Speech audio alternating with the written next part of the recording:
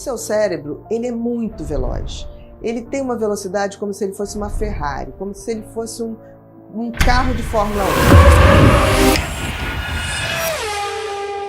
1. Só que se você não souber dirigir ele, você cai, você se arrebenta, você não aprende as coisas, porque ele sai capotando. Um carro muito veloz, ele vai capotar muito mais fácil do que um carro que anda a 60 por hora.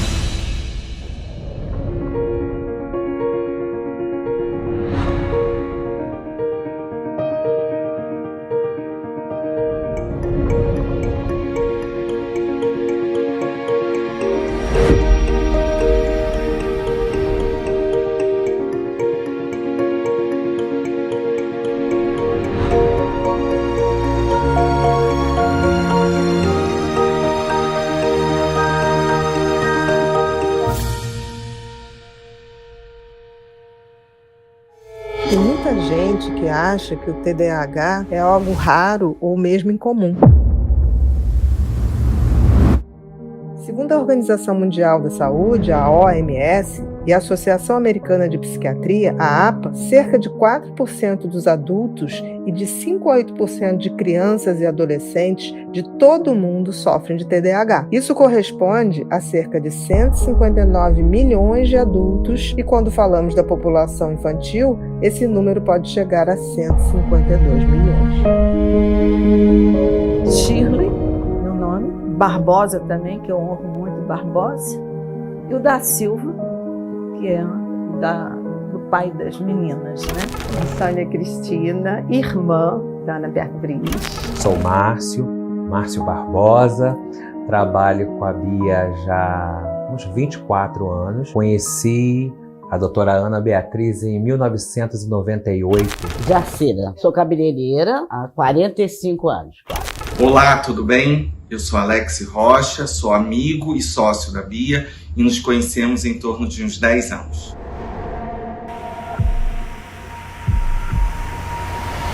Foi uma criança também, todas as duas muito desejadas. Era uma criança totalmente quietinha. Quando começou a andar, ela só levantava a perna na direção da poltrona e ali dormia sozinha. Eu disse, nossa, vai ser maravilha, né?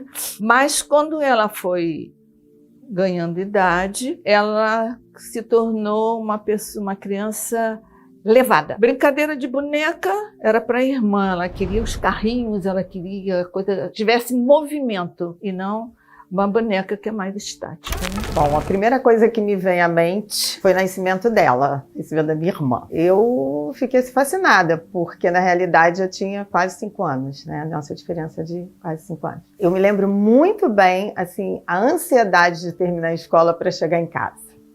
E quando eu via aquele pacotinho em cima da cama, nossa senhora, era ganhar meu dia. Eu me lembro da minha mãe falar assim, vai trocar o uniforme, vai tomar banho. E eu ajoelhadinha na cama assim, na minha cama, a mamãe botava lá na minha cama e eu ficava encantada, né? E ela já se mostrava ser algumas características mais agitadinhas. Chegava da escola, era um furacão, ela tirava assim, jogava o uniforme, sabe? Assim, era a botinha, alguma coisa, e bem agitada na hora de tomar banho, a gente ia correr atrás dela, que ela fugia do banho, tinha essas coisinhas, né? Em relação ao meu funcionamento de infância, eu tenho alguns flashes assim na cabeça que hoje eu vejo que tem tudo a ver com TDAH. Eu tinha uma inquietação enorme, uma necessidade de brincar com coisas muito movimentadas. Eu me lembro de brincadeiras que sempre tinha que ter algum nível de risco.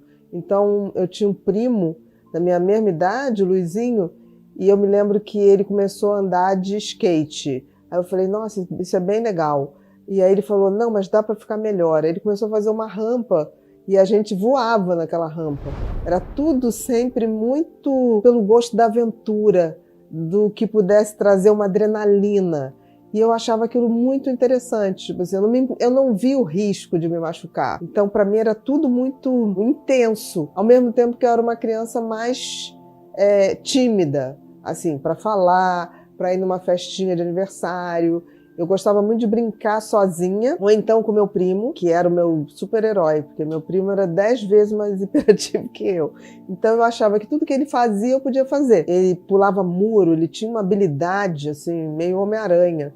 E isso eu não conseguia. Aí teve um dia que ele falou, vai, você consegue. E aí, quando eu pulei, tinha uma bica mesmo, de água, onde se encaixava torneira, que a gente tomava muito banho de mangueira. Era uma casa da minha madrinha no subúrbio. E eu me lembro que eu pulei e quando eu tropecei no muro, eu caí com a coxa esquerda, fiquei grudada naquela torneira. Entrou na coxa, foi na hora que o pai estava chegando, a gordura toda para fora, botou no carro, vai para o hospital. Para ela aquilo é normal, né? Normal de criança. E aí foi a primeira vez que eu vi ele falar assim, caramba, perdão, eu não sabia que isso ia acontecer. Teve um episódio na minha infância, eu tinha 8 anos, eu acho. E aí eu fui fazer a primeira comunhão, junto com esse meu primo, que éramos os únicos netos. E aí nós fomos fazer, eu tava com aquela roupa linda de noiva, né? Tinha aquele véu, era um vestido bem trabalhado, era cetim por baixo e por cima vinha feito um voal todo crepado, assim, de crepe, plissado, o vestido era todo plissado. E eu me lembro que eu tava com meu primo esperando, né? A hora de a gente entrar lá na igreja, meu primo chegou, esse primo que era mais hiperativo que eu, falou assim, ai, tá demorando, né? Eu falei, tá demorando muito. Vamos ver o que tá acontecendo ali. E a gente começou a correr. E nisso que a gente começou a correr, eu tropecei no vestido e o vestido inteiro, a parte de baixo, saiu, despencou. Quando despencou, ele olhou para mim e ele falou assim, e agora? Isso eu vejo minha mãe vindo. Quando minha mãe me olhou... Daqui a pouquinho ela chega para mim, a saia era toda plissada, aquilo tudo aberto. O que eu faço, meu Deus? Aí fui bater na porta de um vizinho lá da igreja, vi qual era a casa, não sei o quê, por gentileza, agulha e linha, e fui costurando ali para ela poder entrar na igreja. E eu não sabia, chorava, não sabia se pedia desculpa, ninguém falava nada. Acabou, elas conseguiram lá, falou, pelo amor de Deus, anda devagar. E antes de entrar, eu tinha que confessar pro padre, né? Meu primo foi na frente e saiu rapidinho lá de dentro do padre. E aí eu falei, e aí? Ele, uma Ave Maria e um Pai Nosso. Falei, tá bom. Quando eu fui, eu voltei, demorei um tempão. Aí ele falou, e aí? Eu falei, 12 Ave Maria, 12 Pai Nosso, 10 Salve Rainha e 10 credos. Eu não sei o credo, não sei Salve Rainha, tá tudo errado. Aí ele, vambora, finge que fez, vambora, que a gente não aguenta mais estar aqui. E assim foi a primeira comunhão. Quando começaram as aulas, ela foi para o jardim de infância e ela não se adaptou também à escola porque eu estava de mudança. Então, aquilo favoreceu. A mamãe ficava até muito preocupada porque chorava, não queria muito para a escola. Ela era, nesse aspecto, foi mais difícil. Mas depois, quando chegou o jardim, viveu muito com um primo da gente, que era bem agitadinho.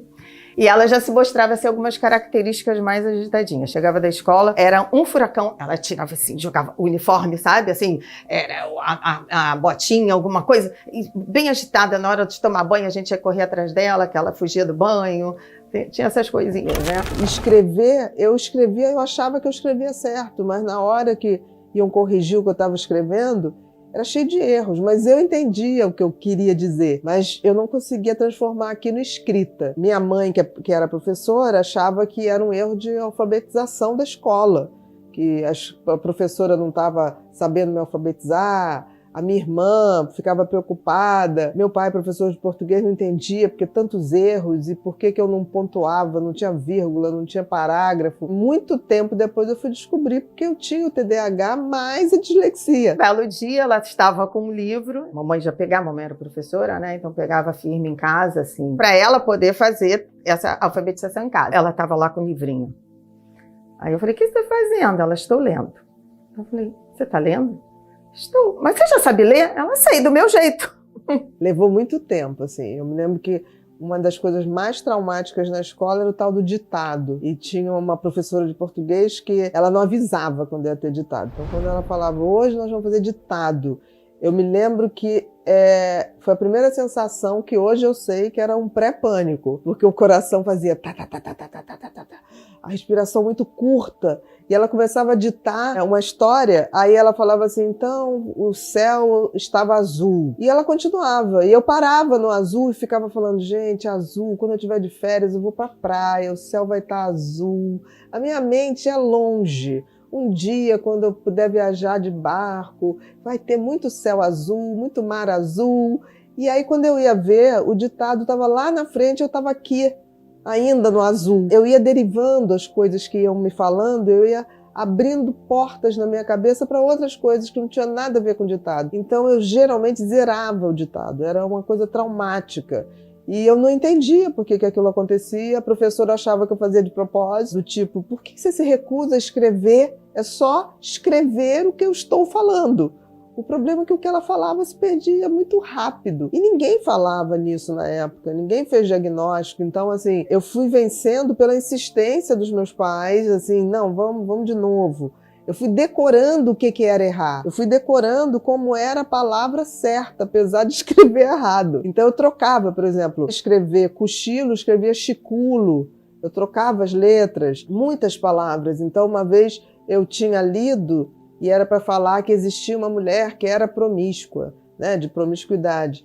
E eu escrevi que existia uma mulher que era probíscua. E isso para mim estava muito claro, porque eu sabia o que eu queria dizer. Mas daí os professores entenderem, ninguém entendia. Aquela escola só ia até um determinado ano e as crianças que foi para outra escola. E isso para ela foi muito difícil.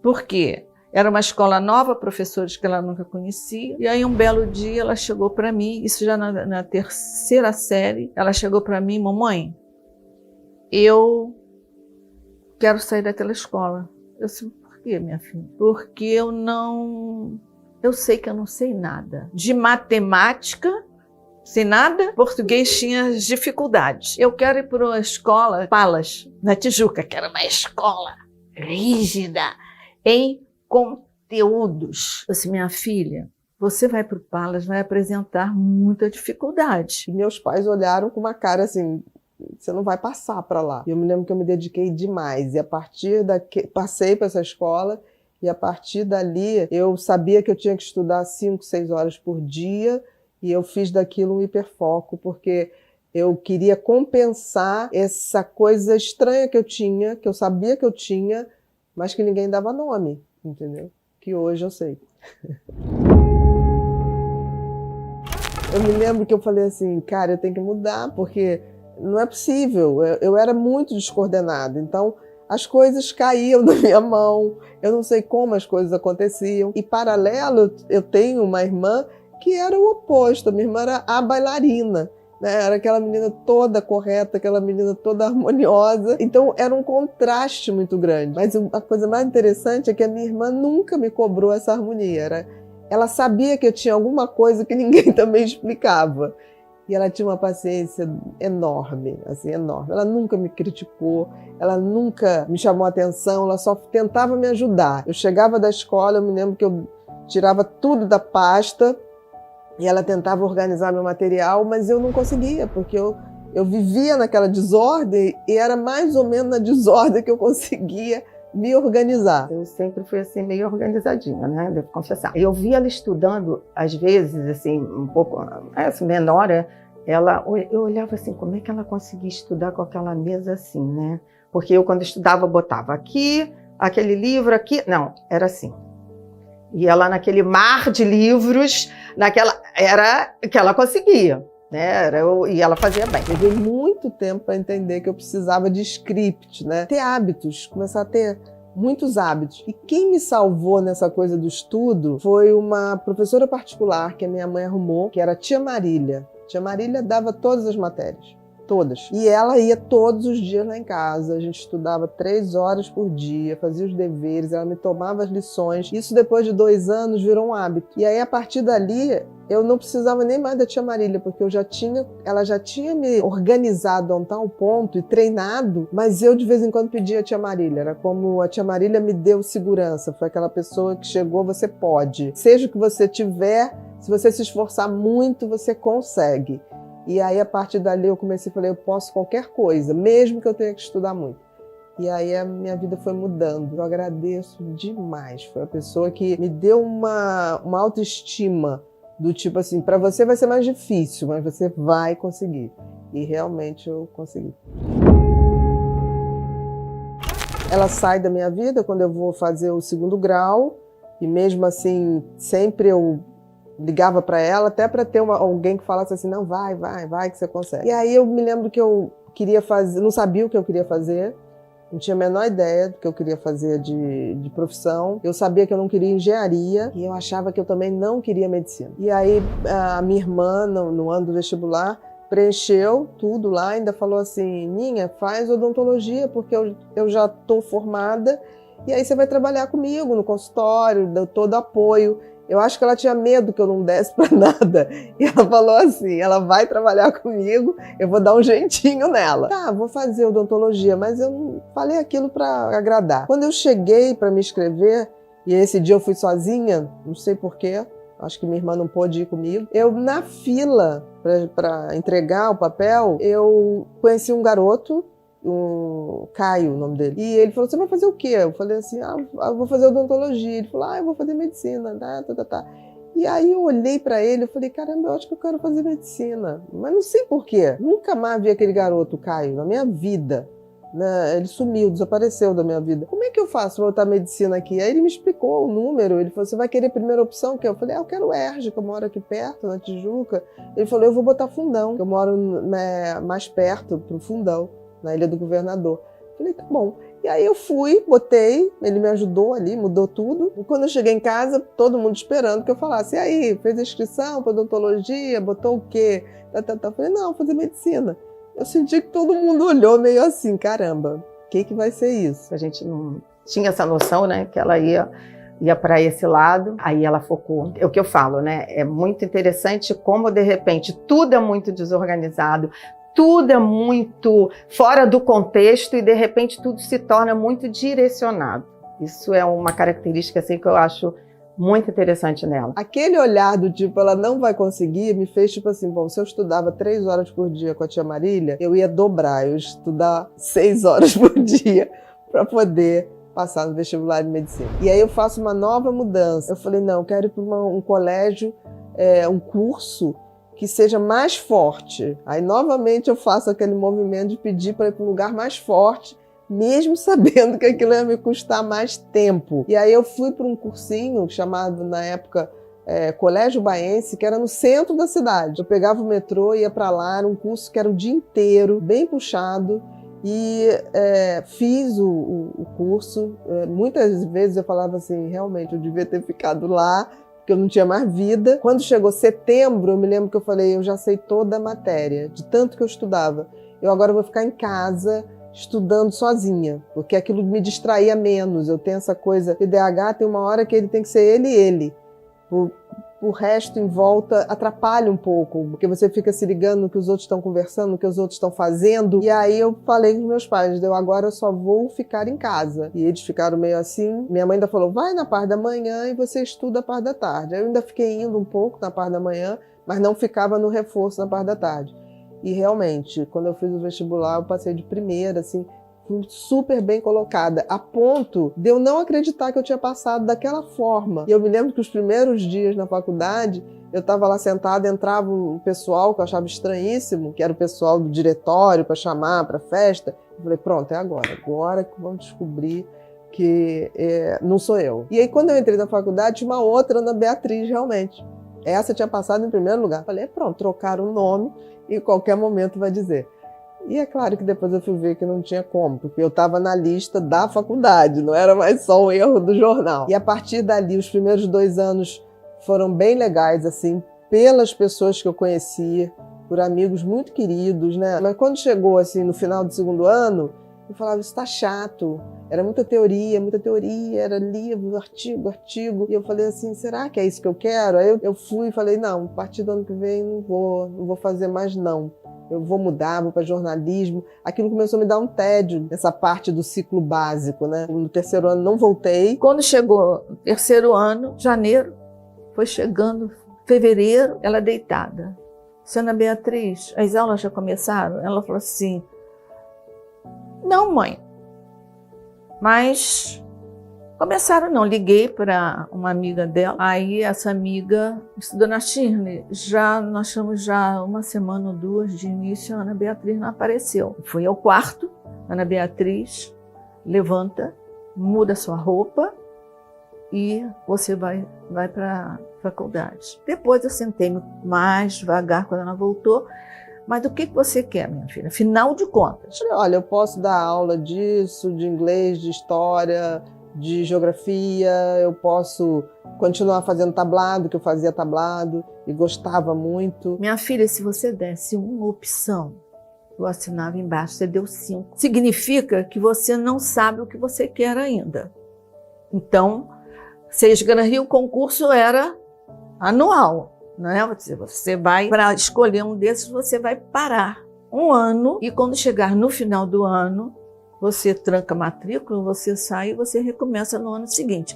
Mas esse ano você vai estudar. Fiquei muito chateada de admitir que ela estava certa, fingi que estava zangada. Eu falei, ela está certa, realmente eu não estou sabendo. Voltei a frequentar as aulas e quando eu voltei a frequentar as aulas, no dia que eu voltei, tinha uma atividade extra na faculdade, que era uma palestra sobre consciência, níveis de consciência e consciência, dada pelo professor Oswaldo Said. E quando ele falou para mim, assim, ele começava, vocês sabem o que é estar consciente, ser consciente? Que estar consciente é um estado se você está lúcido, se você tá com nível de consciência, sabendo que dia é hoje, orientado no tempo e espaço. Agora, ser consciente é saber da nossa subjetividade, é saber quem somos, para que nos destinamos, da nossa personalidade. Aquilo me encantou de uma tal maneira, aquela aula, que quando acabou a aula eu fui atrás dele e falei assim, eu posso fazer qualquer coisa com você, um estágio, não sei o que lá? Ele falou, mas como? Eu falei, qualquer coisa.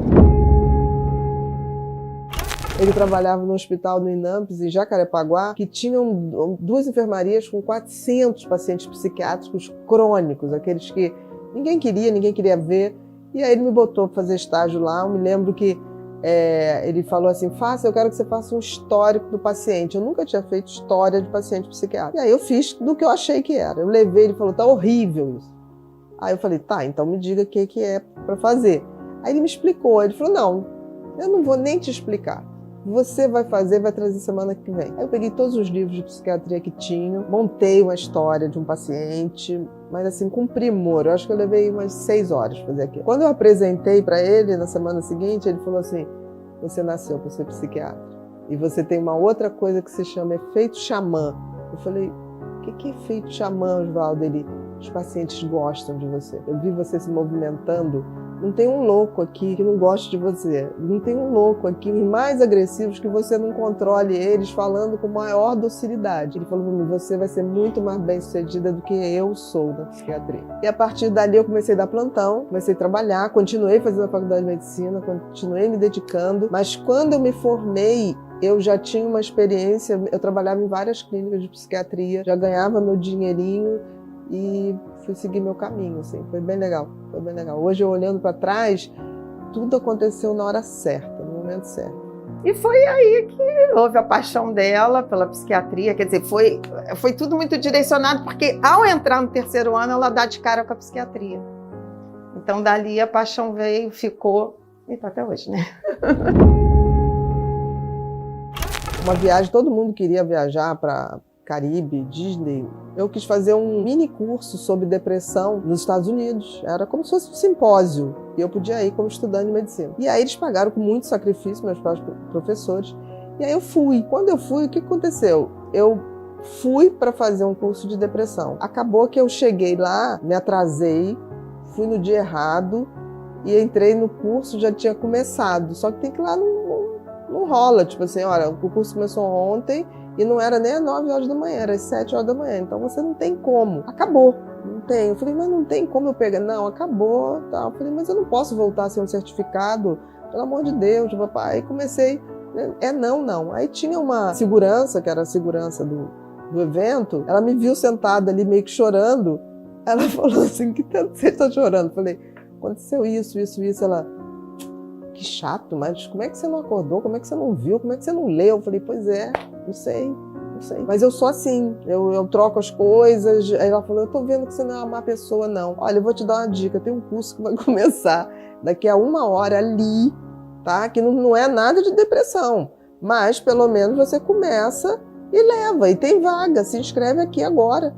Me inscrevi, aí eu falei, mas ela falou, vai lá, você tem que levar um certificado, resolve o teu problema. Se vai ser a depressão, outro dia você volta a outra época, tá? Entrei, falei, muito obrigada, né? E ela bem grande, eu pequenininha, ela andava perto de mim. Eu falei assim, gente, ela é enorme. Eu me lembro que eu ainda falei assim, será que pode ser um anjo da guarda? Porque eu senti ela tão grande assim. Ela era bem grande, mas ela não me tomava inteira. Eu tive uma sensação, quando ela foi me levando para a sala, que ela me pegava inteira, assim, sabe? Eu falei, é uma sensação boa. Eu falei, eu vou. Aí sentei lá, era com um professor chamado John Haidt. Ele começou a falar, papapá, e eu assim, pensando, vou ficar aqui, prêmio de consolação. Eu pensando. Aí chegou uma hora e falei, deixa eu prestar atenção no que o cara estava falando, que eu estava viajando. Aí ele começou a falar que tem pessoas que apresentam uma hiperatividade mental, um excesso de pensamento, e ao mesmo tempo são muito distraídas, mas são desorganizadas, trocam as coisas todas, mas são pessoas que têm muita impulsividade criativa, que esse impulso ia para a área de criatividade, que quando se organizava esse cérebro, era um cérebro muito possante, porque era excesso de pensamento. E aí, quando ele foi falando das coisas, dando exemplo, eu falei, gente, sou eu. E aí fiquei parada. Aí, tudo que ele falava, que saía, eu me lembro que eu conseguia ver as frases saindo da boca dele. Tamanho era o meu foco naquele cara. Eu falei, meu Deus, eu tenho que falar com ele. Aí, quando acabou o primeiro dia, eu fui atrás dele, que nem eu fui atrás do professor Oswaldo. Aí eu fui atrás dele e falei, eu queria falar com você. Aí ele, pois não. Eu falei, olha, eu sou do Brasil, vim para fazer o curso. Aí eu entrei no lugar errado. Ele riu para mim e falou assim, você já tem diagnóstico? Eu falei, não. Aí ele falou assim, vamos fazer o seguinte, vamos lá no setor tal. Aí ele tinha um questionário de 50 perguntas, aí botava, você já perdeu objetos e não sei o quê. E chave na minha casa, eu hoje só não perco chave porque a fechadura é eletrônica. Né? Só isso, porque chaves eu perdi de carro, de tudo. Todas as chaves do mundo eu perdi na minha vida. E aí ele foi fazendo o teste, foi fazendo as perguntas, perguntou se tinha algum hiperativo na família. Eu falei, minha mãe é bem hiperativa, mas ela se organiza. Chegou no final e falou assim, olha, Ana Beatriz, eu tenho que te dizer uma coisa. Você tem transtorno de déficit de atenção com hiperatividade e impulsividade. Aí ele ainda falou assim, isso é mais comum nos meninos. As meninas tendem a ser só desatentivas. Mas você tem o tipo combinado. Eu olhei aquilo, eu gostei do tipo combinado, achei bonita aquela palavra. Aí eu falei, tá, e aí? Ele falou, você tem que começar a se tratar. Você veio muito bem, você foi se virando, mas você mata um leão por dia para viver. Então, o que você pode estudar em 2 horas, você leva 8 horas.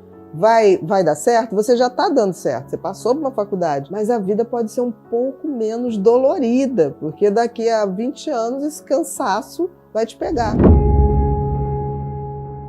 Aí ele falou, olha, você vai começar a tomar um remedinho, você tem que chegar lá no Brasil, alguém tem que te passar para escrever. Quando eu cheguei no Brasil, eu mandei uma carta para ele e falei, ninguém sabe desse remédio, ninguém sabe que existe esse diagnóstico. Aí ele falou, vamos fazer o seguinte, eu vou fazer o teu tratamento. Eu vou mandar a receita, vou mandar uma coisa para um amigo meu que é médico aí no Brasil e ele vai te dar a receita, você vai fazer e você vai me mandar de 15 em 15 dias notícia. Então eu tinha que escrever a cartinha, a cartinha dele vinha de resposta. Cara, quando eu comecei a tomar o remédio, foi uma coisa assim, foi como se a primeira vez que eu botei óculos, que eu sou muito míope. Primeira vez que eu botei óculos, eu falei assim, gente, o mundo é muito mais bonito, as cores são muito mais vivas. Quando eu tomei o remédio e comecei a assistir às aulas, a sensação era que tudo entrava, tudo conectava. Eu conseguia entender tudo. E a partir dali, a minha vida mudou. Mudou porque, assim, eu fazia o que eu gostava e aí, numa velocidade, tudo aquilo que eu tinha estudado, tudo que eu aprendia, é como se eu fixasse mais rápido e o meu cérebro passava a conectar as informações com uma velocidade. A sensação que eu tinha, foi a primeira vez que eu falei, cara, eu sou inteligente. Eu não sou uma fraude, eu sou inteligente. E aí eu fui estudando cada vez mais e a sensação era que cada vez mais o meu cérebro era capaz de, com aquelas informações, fazer mais conexões e mais conexões. Dava uma sensação de que meu cérebro como inteiro funcionava em harmonia. Era como se fosse uma orquestra que todo mundo estava tocando o instrumento na hora certa. É como se todos os livros entrassem em organização e meu cérebro começou a saber exatamente qual livro que tinha que pegar e eu nunca mais deixei de falar. E nunca mais deixei de dar aula. Aí veio o encantamento com o meu cérebro. Aquilo que eu achava que era burrice, que eu ia passar a vida inteira num sacrifício enorme, veio um orgulho de ter um cérebro daquele, assim, veio uma sensação de ainda bem que eu tenho esse cérebro. E pedir perdão ao meu cérebro por eu ter achado ele um motorzinho de quinta, quando eu tinha uma Ferrari na cabeça, que só precisava do óleo de motor certo, precisava ser cuidado, e eu digo para todo mundo, o cérebro de um TDAH é terra brasilis, e se plantando tudo dá.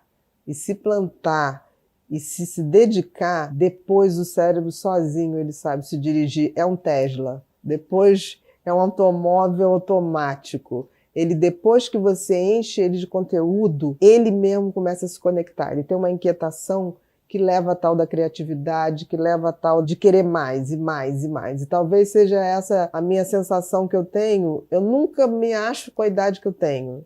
Eu fiz 56 anos. Mas eu ainda tenho o meu cérebro de criança. É a mesma criança que se admira com tudo, que está buscando sempre uma nova ideia, fazer diferente, estimular pessoas. E eu acho que vai ser assim até o dia que Deus quiser.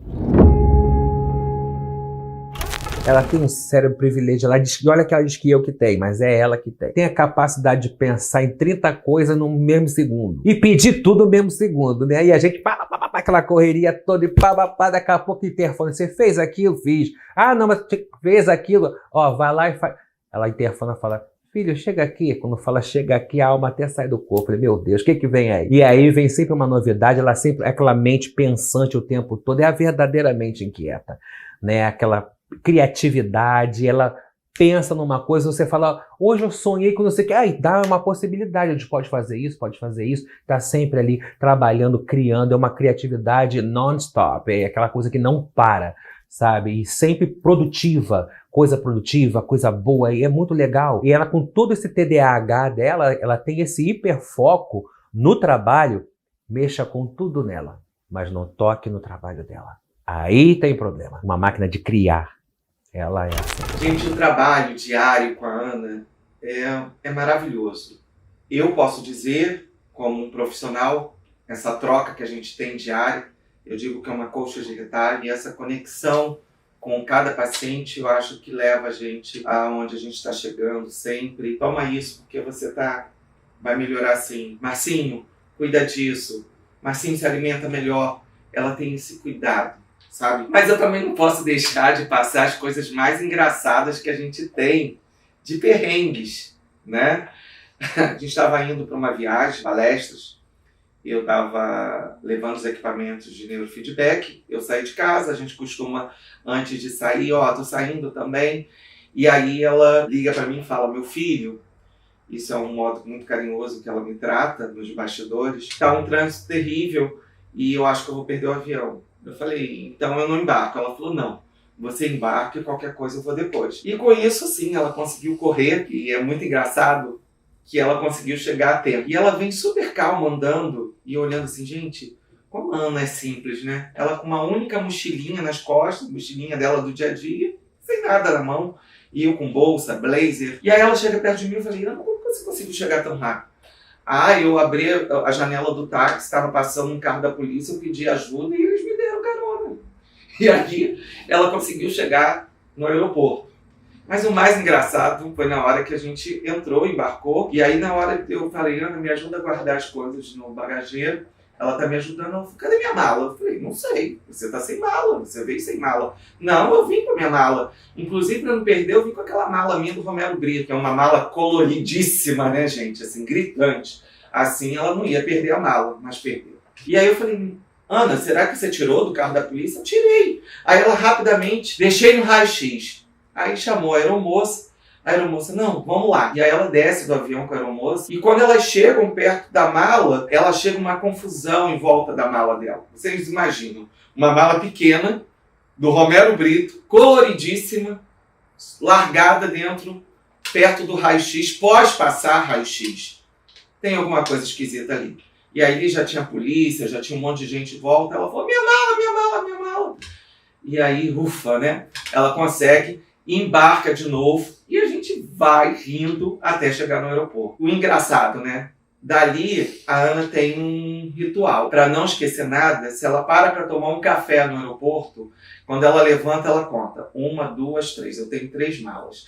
E aí a gente sai do café, vai sentar para esperar o avião. Na hora de embarcar, ela conta. 1, 2, 3. Minhas 3 malas estão aqui. E assim a gente nunca mais perdeu mala. Né? Isso é uma das partes aí engraçadas do TDAH dela. A Bia tem o hiperfoco no trabalho dela. Tudo é ali. O que é relacionado ao trabalho dela, ninguém muda. Ninguém tira e ninguém diz o contrário. Porque realmente, se disser, ela vai te provar que você está errado.